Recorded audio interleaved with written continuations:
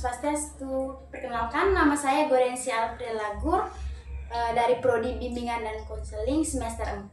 Saya dari kampus Universitas PGRI Mahadeva Indonesia. Baik, di sini saya akan menjelaskan materi tentang e-learning dalam bimbingan dan konseling. Yang pertama, ini ada pengertian dari e-learning dalam bimbingan dan konseling. Secara umum, deep learning adalah proses pembelajaran yang melibatkan pemahaman konsep secara mendalam, kemampuan berpikir kritis, refleksi, serta integrasi pengetahuan dengan konteks kehidupan nyata. Sedangkan deep learning dalam bimbingan dan konseling adalah proses pembelajaran mendalam yang membentuk siswa memahami dirinya secara efektif, membentuk sikap positif, dan mengaitkan pengalaman hidup dengan nilai-nilai pribadi, sosial, belajar, dan karir. Yang berikutnya, ini ada tujuan deep learning dalam BK. Yang pertama itu mendorong pemahaman yang lebih dalam terhadap identitas diri, nilai hidup, emosi, tujuan hidup, dan hubungan sosial. Yang kedua, membantu peserta didik mengembangkan kompetensi sosial dan emosional. Dan yang ketiga, meningkatkan kemampuan dalam mengambil keputusan, menyelesaikan masalah, dan merencanakan masa depan. Dan yang terakhir, membentuk karakter dan kemandirian siswa dalam menghadapi tantangan-tantangan kehidupan. Yang berikutnya, ini ada manfaat penerapan deep learning. Yang pertama, meningkatkan kesadaran siswa terhadap potensi dan masalahnya. Dan yang kedua, membantu siswa membuat keputusan yang bermakna dan terarah. Yang ketiga, mengembangkan keterampilan berpikir kritis, reflektif, dan analitis.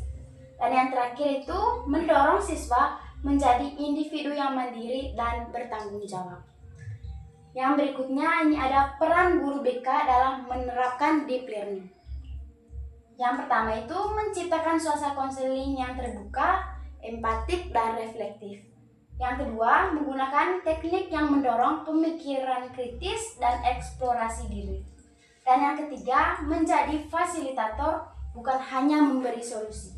Dan yang terakhir, menyediakan kegiatan yang menantang siswa berpikir mendalam, bukan secara menyelesaikan masalah yang secara cepat.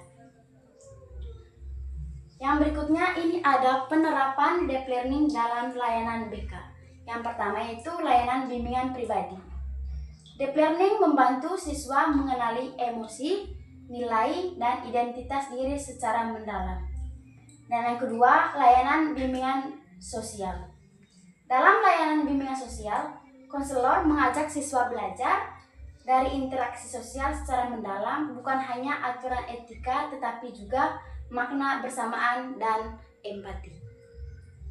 Dan yang ketiga, layanan bimbingan belajar. Dalam layanan bimbingan belajar, deep learning membantu siswa memahami cara belajar efektif yang sesuai dengan gaya mereka. Dan yang terakhir, ini ada layanan bimbingan karir. Dalam layanan bimbingan karir, deep learning membantu siswa menggali minat, potensi, dan tujuan jangka panjang secara mendalam. Proses ini melibatkan eksplorasi diri, dunia kerja, dan nilai hidup yang ingin dicapai. Dari materi yang saya paparkan, sini ada kesimpulannya. Penerapan deep learning dalam layanan bimbingan dan konseling merupakan langkah penting untuk mewujudkan pendidikan yang berpusat pada siswa secara utuh. Melalui pemahaman yang mendalam terhadap diri, lingkungan sosial, proses belajar, dan perencanaan karir, siswa tidak hanya dibantu menyelesaikan masalah, tetapi juga membangun masa depan yang lebih bermakna dan berdaya.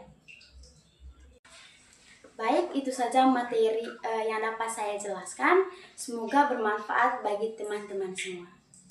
Bye!